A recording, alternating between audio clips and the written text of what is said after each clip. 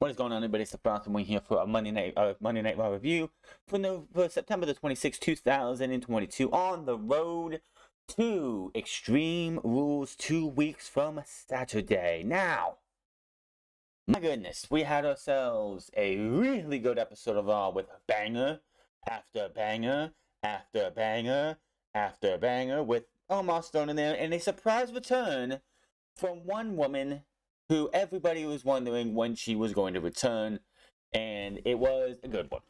We'll get to that here in a moment. So, of course, we had, in the main event, we had Matt Riddle versus Damian Priest for the honor of the Judgment Day, because that's all going on right now. Also, coming out of this show, the Women's War Games match seems to be coming together nice and good, nice in togetherness after tonight's show. The men, it's the Bloodline versus I don't know who yet. I don't know who it's going to be. But it does look like we have other things going on. We also got another match for Survivor Series. Not Survivor Series, but Extreme Rules with another return tonight. Someone who has only been out for a few weeks. And Bayley named her stipulation she wanted for her match with Bianca Belair at Extreme Rules. We opened the show with, Matt and Johnny Gargano and Kevin Owens, a.k.a. the Panda Express, versus the Alpha Academy in a damn good tag team match. So, Bianca Belair comes out because Bianca Belair and her friends come out because she has a match with Io Sky coming up very soon. They did announce this. Even though the women tried to play it off as if this was just a random match that they were going to throw together, no, the thing was announced on today. So Shuga May said she considered challenging Bayley tonight instead of waiting for Extreme Rules, but she didn't because it wouldn't be just about the two of them. She said she's learned from mistakes and knows that Io Sky and Dakota Kai would interfere anyways. Belair says that Bliss and Asuka will be at ringside for Extreme Rules.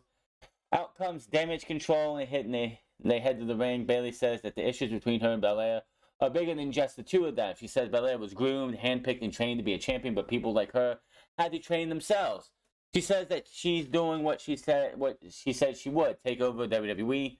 Belair says that she had earned everything she's accomplished. Says that she's been showing up and showing out, and she won't downplay her accomplishments. Bayley says she taught herself to walk, run, and everything again because she couldn't 10 months ago. Belair accomplished everything Belair has accomplished because she wasn't there, which is kind of ridiculous because she won the Women's Championship at WrestleMania last year when you were here. She even mentions that. She said that she was main eventing WrestleMania before Bayley was injured and said she was afraid to face her alone. Bayley says the past is the past and challenges her to a Lana match at Extreme Rules. Belair tells her to consider the ante up and tells Sky she'll get Extreme with her tonight because she can't get Extreme with her again with Bayley till Extreme Rules. Okay, I have a problem with the match. Why is it being booked? Why are you booking Io Sky, one of your tag team champions, versus your Raw Women's Champion? I do not like the fact that you're going to have Io Sky lose this match. Dakota Kai is going to be a match with somebody next week, and that match is either going to... I'll get to that later. But I am just so sick and tired. Why did you bring the tag team titles back? Why didn't you just have a public... If I was Triple H, I would have stripped... I would have taken those titles. I would have had a public burning for those titles, introduced an Intercontinental and U.S. title for the respective brands, for the women, and go from there. The women's tag team titles, even under Triple H, are an absolute joke. They're an afterthought. You put them in Aaliyah and Raquel Rodriguez for absolutely no fucking reason for 2 fucking weeks before you rectify that mistake. And now, Kai and Sky keep losing. Kai lost on Friday.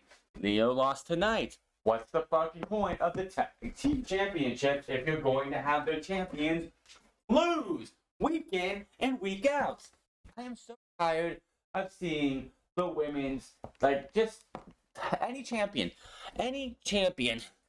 on any roster should not be losing non-title matches. I don't care if you're a tag team champion in whatever division. If you win a tag team match that's not a title, or a singles match that doesn't have a title on the line, there is no fucking reason You should be losing. None at all. Zero. Zilch. What is that? So, yes, it was a good match. Really good match. Io Sky is one of the best women in all of wrestling. No ifs, ands, or buts about it. These two went out there, they killed it, but of course, Belair ends up hitting the KOD for the 1, 2, 3, and they pick up the win. She picks up the win, and I'm like, don't book the match, or do what you probably should be doing next week, and have the women on the outside interfere, Pier 6 Brawl, and Bianca Belair and the babyfaces or the heels stand tall, and that's how you do that, but you're going to have your tag team champions, again showing that the women's tag team titles mean absolutely fucking nothing. Because the tag team champions continue to fucking lose. What was the point of putting Damage Control together if you weren't going to make them a formidable force in the women's division and just have them lose time and time again? God damn, Hunter, what the fuck? So we go backstage to Kevin Patrick talking to Rey Mysterio. Patrick asked him about how he felt when Dominic asked him to hit him last week. Rey says there's nothing like holding a newborn child and wanting the best for them. To see, raise them, watch them grow, and see what their life's going to turn out to. He says he'll never fight Dominic before asking what happened. Like, when he had that chair in his hand last week, he's looking down at his son and is like, what happened to the man that I raised? That's not him. That's Rey manipulating his heart, but he can't let that sway his focus and goes into a match with the Seth Rollins. He says that Rollins wanted Riddle to do more than hit him with the steel chair before saying he might show mercy to his son, but he will never show mercy to Seth Rollins, because obviously, and Seth Rollins poked fun at this, like when Rey Mysterio was making his entrance, the whole eye for an eye thing back in the terrible pandemic era. Here backstage, Miz and a group of security guards. He says they recruited them and offered them a reward of $1 million, a cameo in an upcoming Marine film spinoff, whatever, and career advice if they do what they hired him to. And he says he wants the stealthy security guards and tells them they are the Miz Force, and they have to count that 3 times, which only got me to thinking of like Wild Force or Time Force. Like, oh, that's fucking stupid. He then sends them out to find he who shall not be named. What is he, fucking Voldemort? And I noticed because they were in Edmonton, there's a statue right behind where Miz had these guys at that is a hockey player, and an Edmonton Oilers suit right there, and the guys, and I'm like, that's going to be Dexter Lumis, isn't it? Dexter Lumis is going to be in that hockey jersey later on if he's not already there, and he's going to take out the Miz. Sure enough, that's what happened. Later in the show, we have people coming to the ring, like AJ, like the Panda Express, Johnny Gargano and Kevin Owens. They see a bunch of Miz recruits knocked out. Same thing with AJ Styles later on. And then we come to the later in the show, and all the security guards are right where they were standing, but all laid out. Miz has his back to the statue, and he didn't say the line. He should have, like, he's right behind me, isn't he? But no, he didn't say that. That would have got me. That would have popped me. Just saying. So Dexter Lumis, of course, chokes him out, and that's that. So that was all we got. We have not had a crumb. We've had nothing. Nobody telling us anything about why he's doing this. Nobody showing us why he's doing this. I'm getting kind of annoyed with all this. Give me a fucking reason. I don't care if Miz walked in his locker room, there was a Dexter Lumis drawing right there in front of him, and it had some kind of wording on it saying what his reason is. Like, whatever. We need something. This has been going on for over a month and a half now. I need something. The interest of the fan is going to fucking wane if you don't give us something. Like, you could have a Dexter Lumis drama and just have the word remember, or look to your past, or something, or look like something. You would give me something like, it has to do with his past. What did Miz do in the past that got Dexter Lumis here now? Something. Get people intrigued. Just having this guy be a Scooby-Doo villain or something is just kind of getting annoying. I'm tired of it. Just want it to be over. Seth Rollins out here. He welcomes us to Monday Night's Rollins. He is going to be the host of the festivities. He said he should be standing in the ring as the United States Champion, but isn't because of Matt Riddle. He says that he had Lashley in the corner, in the center of the ring, dead to rights, but Riddle caused him to take his eye off the ball and cost him. Riddle has been a thorn in his side, but they will finish this thing in Extreme Rules inside the fight pit. He says that while the world says that what he said he stands no chance to fight, he had to go take a long look in the mirror and come to the conclusion that he is Seth freaking Rollins, and doesn't matter what type of match it is because he's been in every single one and won it.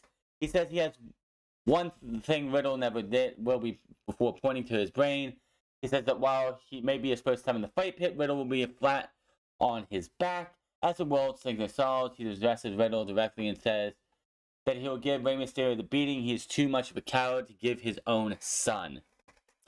That prompted Rey Mysterio to come out. As he's coming out, Seth Rollins is sitting there mocking the whole, putting his hand over his eye and flipping it like going open, open close, the open close motion, like, oh man, how's that eye, huh? How's that eye, Ray? Ray versus Seth freaking Rollins or Seth Rollins. This was a very good match. These two went out there. This, of course, as I said, banger after banger after banger. A little bit of almost with thrown in there, two boys all to death. And these two guys, I was wondering, how is this going to go? We're going to get to see Judgment Day, or we're going to get to see Matt Riddle get involved with this match?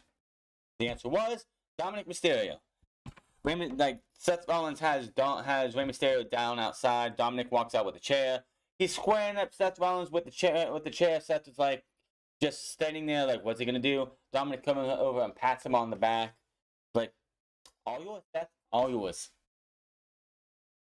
So again, these guys had a really good match. Dominic, of course, was there to watch his father wrestle.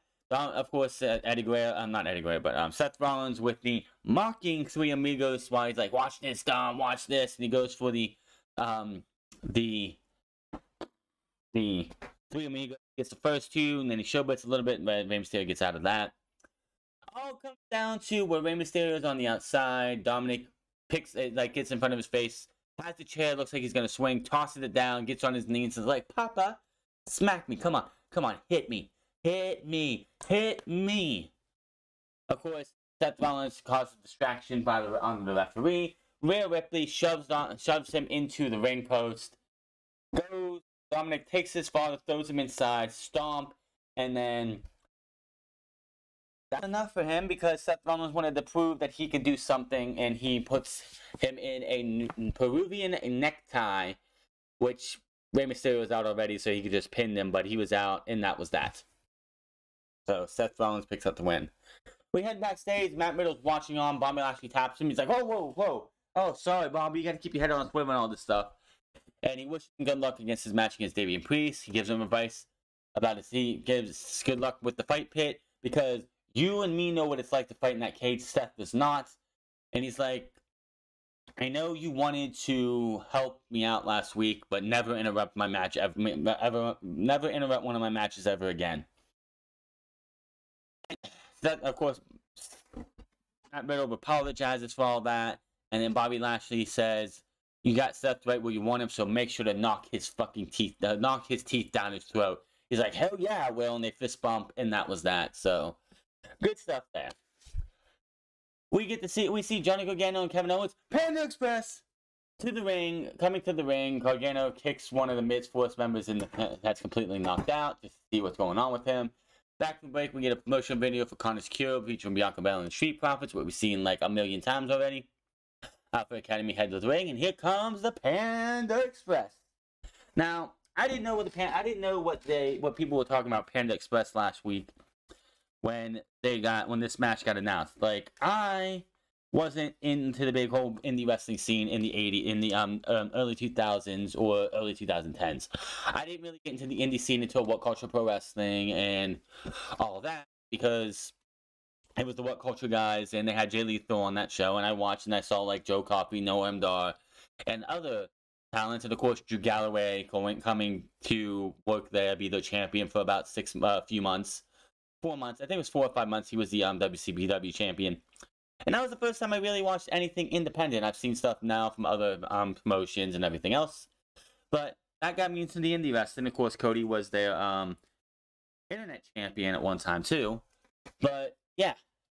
So I didn't know anything about this Panda Express. People were talking about videos of these guys doing promos together and everything, and showing off promos of these guys. They never actually got the team together. Their love for pandas is what has bonded them, and it's been 10 years in the making, apparently, that these two have been wanting the team together. So we got it tonight. Unofficially, the Panda Express taking on the Alpha Academy. Again, banger, the banger after banger tonight. This was no different. Just good shit all around. Now, obviously, Austin Theory, Johnny Gargano, that match has to be happening at the pay-per-view. It has to. You're doing way too much stuff with these guys back and forth that we still got, what, one more episode of Raw? Or two more. I think it's two more. Because I think it's on the 9th, right? So we got, maybe it's the 9th and 6th, whatever it is. We have this Friday, next Friday, whatever. So, Johnny Gargano, looks like he's going to set Gable up for something, and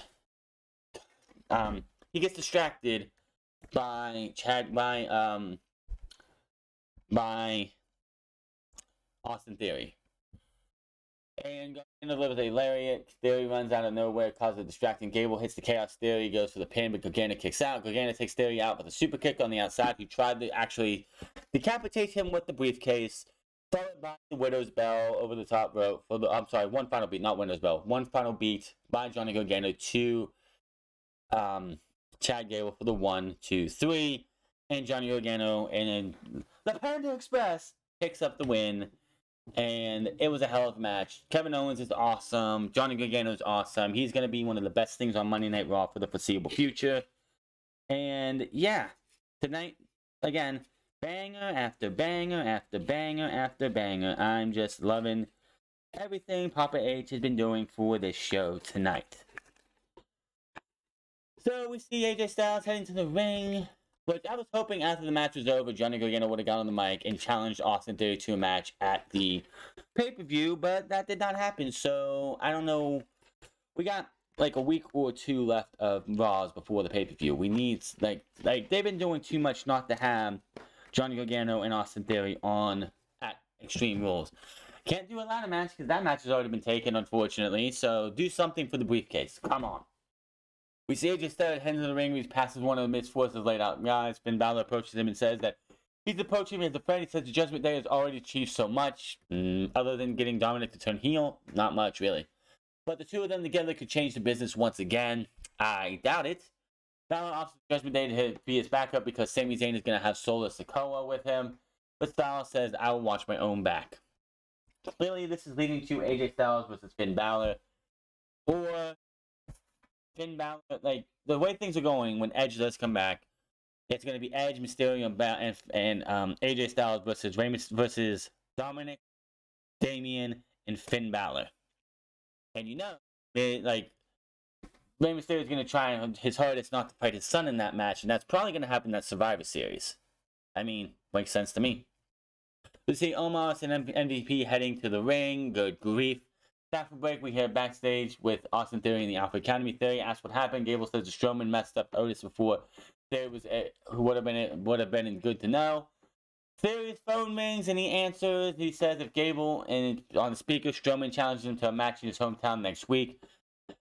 Gable, in the very most scary, scared shitless, is like, shoes, please. And he's very terrified. Theory says that Otis will face Johnny Gargano and end his short comeback very, very soon. So we're going to get Johnny Gargano versus Otis next week. And Braun Strowman versus Chad Gable. Omos destroyed Joey Gibson and Greg Lester. Don't know who the fuck they are. Do not care. Moving on.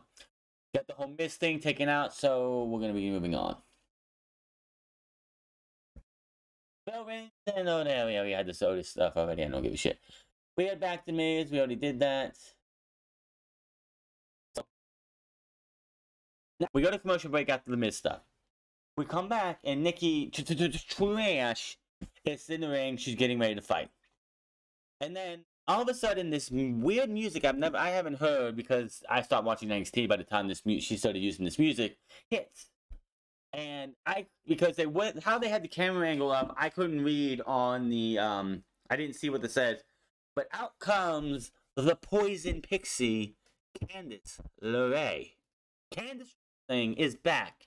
in WWE. It makes the most sense. Her husband's here, and there's no reason for her being a mother going to any other wrestling promotion but WWE. So her and their son and her husband can all travel together up and down the great world of WWE. And it's funny because Johnny Gargano put a post on saying it looks like maybe just Quill wasn't his partner for training partner the last month or so. Welcome back to his wife. So great to see her back. The shock on Nikki's face was just priceless. She had the biggest shock of she didn't know, which I love that these companies do this where they hide people away and majority of the people don't know that person's going to be there. So when they come out, it's like, oh shit, what the fuck are they doing here? I also like the fact that Candice and Johnny Gargano both made their returns in WWE in Canada. On Monday, Johnny Gargano made his return, but he didn't have a match. Candice LeRae comes back on her first night in a match. The ring match lasted about 2 minutes. Candice LeRae hits a backstabber, hits the swinging neckbreaker off the middle rope. 1, 2, 3, and that was that. It's great to see Candice back, but everyone knows when the women's division is up, if it's not if it's the Raw Women's Champion or somebody like in that program is not in a match, the match is probably going to go 2 minutes. It's great to see her back, though. We're backstage, Priest. The Judgment Day are talking about AJ Styles, and Finn says AJ Styles will come along when Kevin Patrick comes up and for whatever reason asks the stupidest question, Damien, are you gonna have gonna be like holding anything back when you face your former friend Matt Riddle? And Rhea Ripley immediately goes, what's with the dumbass questions? I mean, seriously, what the fuck was that question? Wow. He won't hold back. He has zero remorse for his former friend. He says Judgment Day runs Raw. And says when he has to run his head into the clouds, he tells Riddle no longer a cage fighter and says he will fall. Sami Zayn versus Solo Sikoa versus AJ Styles. This was fantastic. Sami's great. AJ's great. I can't do the match justice if I wanted to. This was great. This is the match of the night for me. AJ Styles, Sami Zayn. Of course, the finish was funky because Solo Sikoa was there. And who else was going to win this match? Damn good match. It was Sami Zayn, like AJ Styles squaring up and like talking, like saying shit to Solo. And it's like, I want that. I want AJ Styles versus Solo Sikoa. That would be such a fucking win for Solo Sikoa. Win, lose, or draw in that match. Because he's going up against AJ fucking Styles, who is still one of the best. If you did a top 5 wrestler, a top 5 person through the decades, you have like the 70s, the 80s, the 90s, the 2000s, 2010s. AJ Styles is in the top 5 in the 2000s and the 2010s. He might be number 5 in 2000s, but in 2010s, he's 1 and 2. He's 1 or 2, plain and simple. I'm talking American wrestling. With Japan, it's definitely going to be a lot more murkier. But like for just AJ Styles is 2000s, he's like number 5.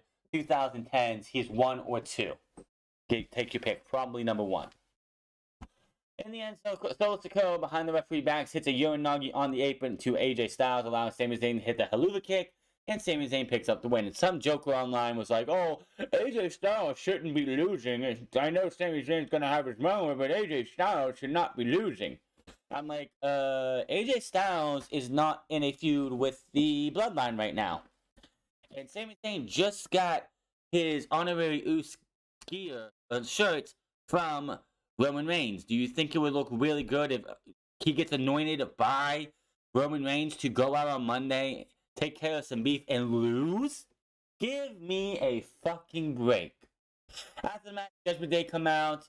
Balor is asking him to rise up and join the Judgment Day. He puts the 2 Sweet up. Looks like AJ's going to do it, but then he flips him off.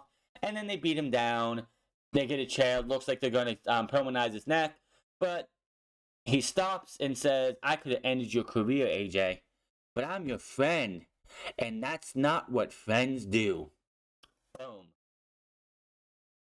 That was that. Back from break. We go to break. We come back. We see Candice LeRae run past Bianca, Alexa, and Bayley. Alexa Bliss, Bianca Belair, and Asuka, who was singing happy birthday to Asuka. It was her birthday, so happy birthday to Kana, aka Asuka. Hope you had a great birthday today, woman.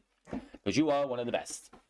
And it's like, it's clearly she's going to be the 4th member of Team Belair for War Games. So the women's team for on the face side is going to be Alexa Bliss, Asuka, Bianca Belair, and Candice LeRae. If Becky is healthy, and say Sasha Banks and Naomi come back and join Bayley's side, it's gonna be Bianca Belair, Asuka, Alexa Bliss, Candice LeRae, and Becky Lynch versus Sasha, Naomi, Bayley, Kai, and Sky. That's a star-studded War Games match, and Candice LeRae, and I don't think Dakota was in the second one. Candice LeRae and Io Sky, out of all 6 women, I believe, are the only for all 10 women, are the only 2 who actually participated in the War Games match. I know Kai was supposed to be in that first women's War Game match, but she turned on Tegan Nox and left the match before it even happened, before she got in there, so that doesn't count. She might have been in the second one, I'm not sure. But yeah, that was that. So we're looking at War Games for the women on the face side being almost complete. And Becky's back in time, which she should be. And they need that's going to be the thing. If